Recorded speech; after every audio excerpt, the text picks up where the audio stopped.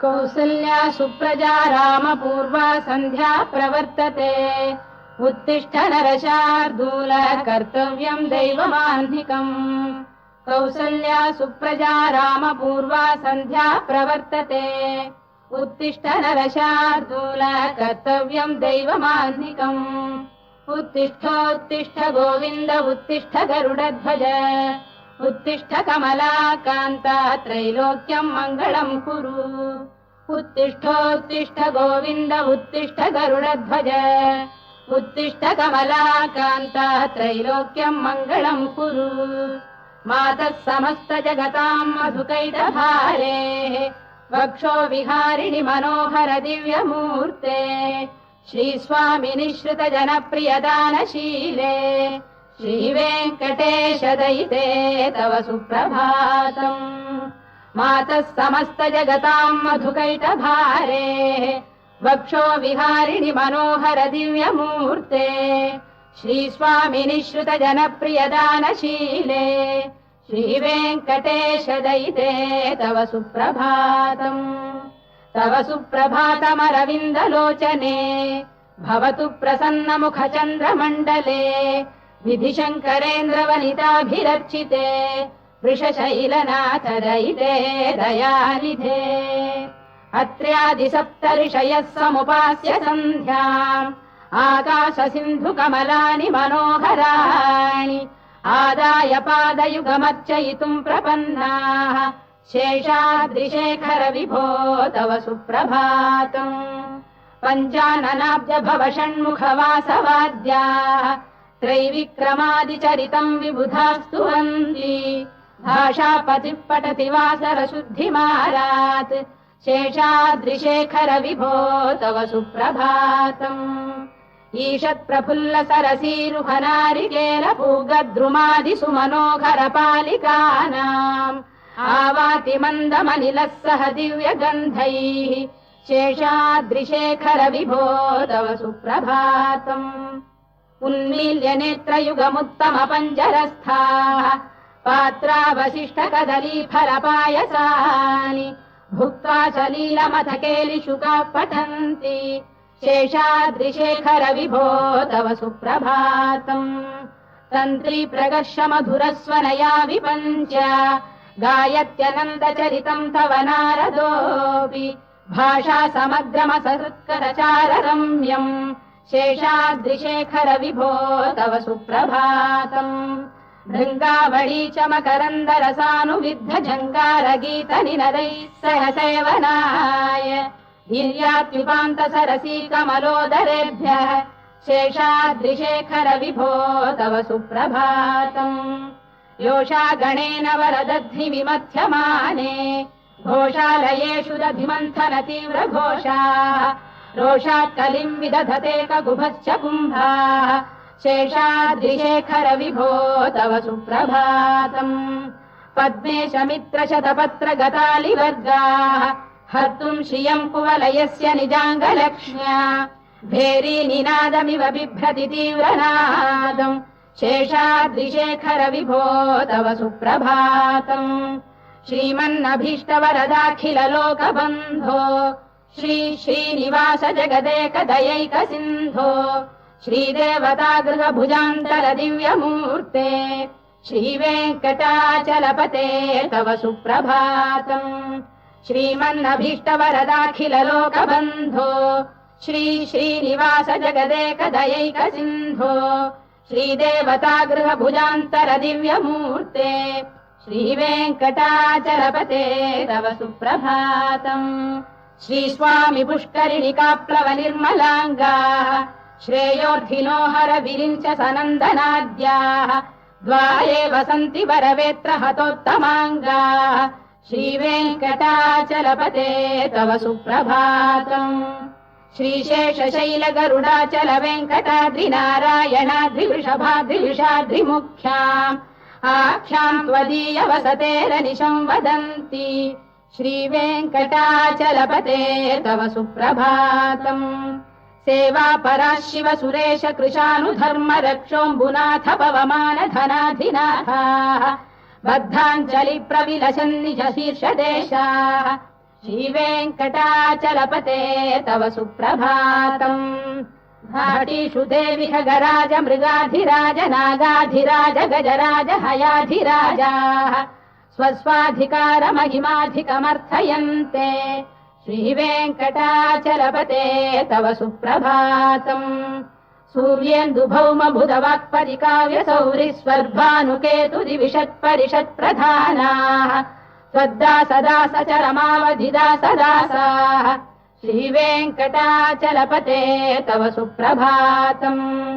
त्वत्पादधूलिभरितस्फुरितोत्तमाङ्गाः स्वर्गापवर्गनिरपेक्ष निजान्तरङ्गाः कल्पागमाकलनयाकुलताम् लभन्ते श्रीवेङ्कटाचलपते तव सुप्रभातम् त्वद्गोपुराग्रशिखराणि निरीक्षमाणाः स्वर्गापवर्गपदवीम् परमाम् श्रयन्तः मर्त्या मनुष्य भुवने मतिमाश्रयन्ते श्रीवेङ्कटाचलपते तव सुप्रभातम् श्रीभूमिनायक दयादिगुणामृताब्धे देवादिदेव जगदेक शरण्यमूर्ते श्रीमन्ननन्त गरुडाधिभिरर्चिताङ्घ्रे श्रीवेङ्कटाचलपते तव सुप्रभातम्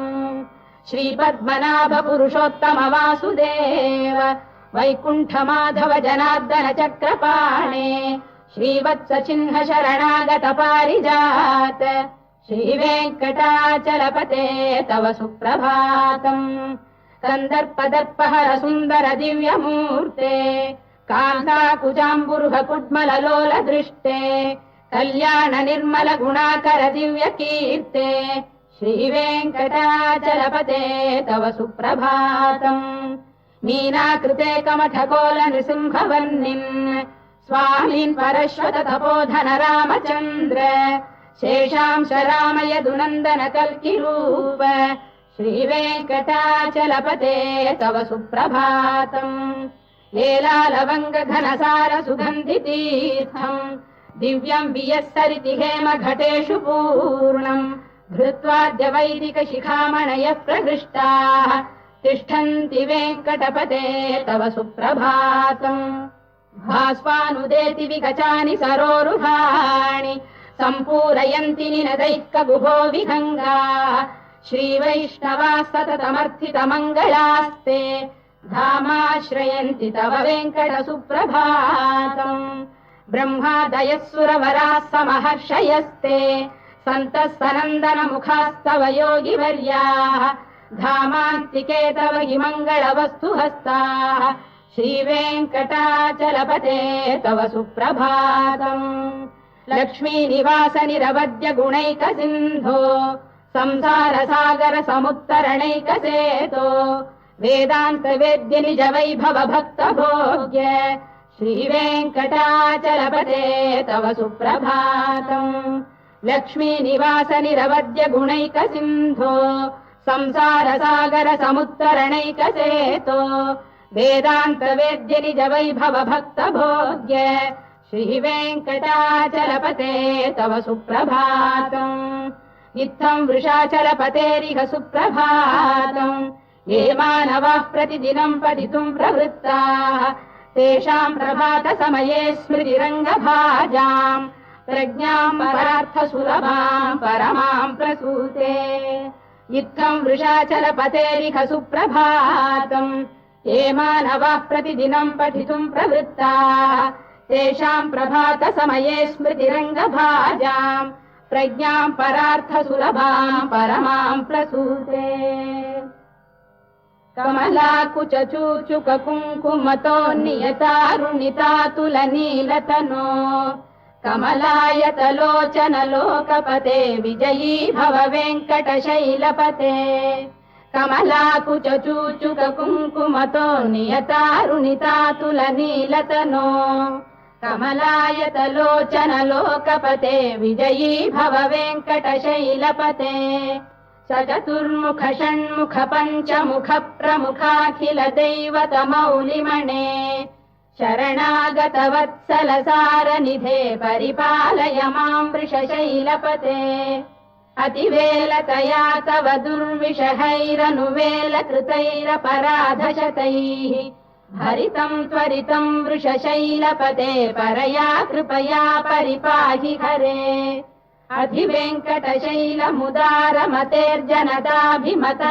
अधिवेङ्कटशैलमुदारमतेर्जनताभिमताधिकदानरतात् परदेवतया गदितान्निगमै कमलादयितान्न परम् कलये कलवेणुरवावशगोपवधू शरकोटिवृता स्मरकोटिसमात् रतिवल्लविकाभिमतात् सुखदात् वसुदेवसुतान्न परम् कलये अभिराम गुणाकरदाशरथे जगदेकधनुर्धर धीरमते रघुनायक राम रमेश विभो वरदो भवदेव दया जलधे अवनीतनया कमनीयकरम् रजनीकर चारुमुखाम्बुरुहम् रजनीचर राजतमो मिहिरम् महनीयमहम् रघुराममये सुमुखम् सुहृदम् सुलभम् सुखदम् स्वनुजम् च सुखाय ममोघशरम् अपहाय रघुद्वहमन्यमहम् न कथञ्चन कञ्चन जातु भजे विना वेङ्कटेशम् न नाथो न नाथः सदा वेङ्कटेशम् स्मरामि स्मरामि हरे वेङ्कटेश प्रसीद प्रसीद प्रियम् वेङ्कटेश प्रयच्छ प्रयच्छ विना वेङ्कटेशम् न नाथो न नाथः सदा वेङ्कटेशम् स्मरामि स्मरामि हरे वेङ्कटेश प्रसीद प्रसीद प्रियम् वेङ्कटेश प्रयच्छ प्रयच्छ अहम् दूरतस्ते पदाम्भोजयुग्म प्रणामेच्छयागत्य सेवाम् करोमि सकृत्सेवया नित्यसेवा फलम् त्वम् प्रयच्छ प्रयच्छ प्रभो वेङ्कटेश अज्ञानिना मया दोषानशेषान् विहितान् हरे क्षमस्वत्वम् शेषशैलशिखामणे अज्ञानिना मया दोषानशेषान् विहितान् हरे क्षमस्वत्वम् शेषशैलशिखामणे ईशानाम् जगतोऽस्य वेङ्कटपतेर्विष्णोः पराम् प्रेयसीम् तद्वक्षस्थलनित्यवासरसिकाम् तत्क्षान्तिसंवर्धिनीम् पद्मालङ्कृतपाणिपल्लवयुगाम् पद्मासनस्थाम् श्रियम् वात्सल्यादिगुणोज्ज्वलाम् भगवतीम् वन्दे जगन्मातरम् ईशानाम् जगतोऽस्य वेङ्कटपतेर्विष्णोः पराम् प्रेयसीम् तद्वक्षस्थलनित्यवासरसिकाम् तत्क्षान्तिसंवर्धिनीम् पद्मालङ्कृतपाणिपल्लवयुगाम् पद्मासनस्थाम् श्रियम् वात्सल्यादिगुणोज्ज्वलाम् भगवतीम् वन्दे जगन्मातरम् श्रीमन्कृपाजलनिधे कृत सर्वलोक सर्वज्ञ शक्तनतवत्सल सर्वशेषिन् स्वामिन् सुशील सुलभाश्रित पारिजात श्रीवेङ्कटेश चरणौ शरणम् प्रपद्ये श्रीमन्कृपाजलनिधे कृत सर्वलोक सर्वज्ञ शक्तनतवत्सल सर्वशेषिन् स्वामिन् सुशील सुलभाश्रित पारिजात श्रीवेङ्कटेश चरणौ शरणम् प्रपद्ये आनूपुरार्पित सुजात सुगन्धि पुष्प सौरभ्य सौरभकरौ समशन्निवेशौ सौम्यौ सदानुभवनेऽपि नवानुभाव्यौ श्रीवेङ्कटेश चरणौ शरणम् प्रपद्ये सद्यो विकासि समुदित्वर सान्द्र राग सौरभ्य निर्भर सरोरुह साम्यवार्ताम् सम्यक्षु साहस पदेषु विलेखयन्तौ श्रीवेङ्कटेश चरणौ शरणम् प्रपद्ये रेखामयध्वज सुधाकलशातपद्रवज्राङ्कुशाम्बुरुह कल्पक शङ्ख चक्रैः भव्यैरलङ्कृततलौ परतत्त्वचिह्नैः श्रीवेङ्कटेश चरणौ शरणम् प्रपद्ये ताम्रोदरद्युतिपराजित पद्मरागौ बाह्यै महोभिरभिभूत महेन्द्र नीलौ उद्यन्नखांशुभिरुदस्त शशाङ्कभासौ श्रीवेङ्कटेश चरणौ शरणम् प्रपद्ये सप्रेम भीति कमलाकर पल्लवाभ्याम् संवाहनेऽपि सवदिक्रममादधानौ कान्थाववाङ्मनस गोचर सौकुमार्यौ श्रीवेङ्कटेशचरणौ शरणम् प्रपद्ये लक्ष्मीमहीतदनुरूप निजानुभावनीलादिदिव्यमहिषीकरपल्लवानाम् आरुण्यसङ्क्रमणतः किल सान्द्ररागौ श्रीवेङ्कटेशचरणौ शरणम् प्रपद्ये नित्यानमद्विधिशिवादिकिरीटकोटिप्रत्युक्तदीप्तनवरत्नमः प्ररोहैः नीराजनाविधिमुदारमुपादधानौ श्रीवेङ्कटेशचरणौ शरणम् प्रपद्ये विष्णौ पदे परम इत्युदितप्रशंसौ यौ मद्धौ उत्स इति भोग्यतयाप्युपातौ भूयस्ततेति तव पाणितलप्रतिष्ठौ श्रीवेङ्कटेशचरणौ शरणम् प्रपद्ये पार्थाय तत्सदृशसारथिना त्वयैव यौ दर्शितौ स्वचरणौ शरणम् व्रजेति भूयोऽपि मह्यमिहतौ करदर्शितौ ते श्रीवेङ्कटेशचरणौ शरणम् प्रपद्ये मन्मूर्धिकालियपणे विकटाटवीषु श्रीवेङ्कटाद्रिशिखरे शिरसि श्रुतीनाम् चित्तेऽप्यनन्यमनसाम् सममाहितौ ते श्रीवेङ्कटेशचरणौ शरणम् प्रपद्ये अम्लानघृष्यलवनीतलकीर्णपुष्पौ श्रीवेङ्कटाद्रिशिखराभरणायमानौ आनन्दिताखिलमनोनयनौ तवैतौ श्रीवेङ्कटेशचरणौ शरणम् प्रपद्ये प्रायप्रपन्नजनता प्रथमावगाह्यौ मातुस्तनाविव शिशोरमृतायमानौ प्राप्तौ परस्परतुलामतुलान्तरौ ते श्रीवेङ्कटेशचरणौ शरणम् प्रपद्ये सत्त्वोत्तरैः सततसेव्यपदाम्बुजेन संसारतारकदयार्द्रदृगञ्चलेन सौम्योपयन्तृमुनिना मम दर्शितौ ते श्रीवेङ्कटेशचरणौ शरणम् प्रपद्ये सत्त्वोत्तरैः सततसेव्यपदाम्बुजेन संसारतारकदयार्द्रदृगञ्चलेन सौम्योपयन्तृमुनिना मम दर्शितौ ते श्रीवेङ्कटेशचरणौ शरणम् प्रपद्ये श्रीशश्रिया घटिकया त्वदुपाय भावे प्राप्ये त्वयि स्वयमुपेय दया स्फुरन्त्या नित्याश्रिताय निरवद्य गुणाय तुभ्यम् स्याम् किङ्करो वृषगिरीश न जातु मह्यम् श्रीशश्रिया घटिकया त्वदुपाय भावे प्राप्ये त्वयि स्वयमुपेय दया स्फुरन्त्या नित्याश्रिताय निरवद्य गुणाय तुभ्यम् स्याम् किङ्करो वृषगिरीश न जातु मह्यम् श्रियकान्ताय कल्याणनिधये निधयेऽर्थिनाम् श्रीवेङ्कटनिवासाय श्रीनिवासाय मङ्गलम् श्रियकान्ताय कल्याणनिधये निधयेऽर्थिनाम् श्रीवेङ्कटनिवासाय श्रीनिवासाय मङ्गलम् लक्ष्मी सविभ्रमालोकसुभ्रू विभ्रमचक्षुषे चक्षुषे सर्वलोकानाम् वेङ्कटेशाय मङ्गलम् श्रीवेङ्कटाद्रिशृङ्गाग्रमङ्गलाभरणाङ्गये मङ्गलानाम् निवासाय श्रीनिवासाय मङ्गलम् सर्वावयव सौन्दर्य सम्पदा सर्वचेतसाम् सदा सम्मोहनायास्तु वेङ्कटेशाय मङ्गलम् नित्याय निरवध्याय सत्यानन्दचिदात्मने सर्वान्तरात्मने श्रीमद्वेङ्कटेशाय मङ्गलम् स्वतः सर्वविदे सर्वशक्तये सर्वशेषिणे सुलभाय सुशीलाय वेङ्कटेशाय मङ्गलम् परस्मै ब्रह्मणे पूर्णकामाय परमात्मने प्रयुञ्जे परतत्त्वाय वेङ्कटेशाय मङ्गलम्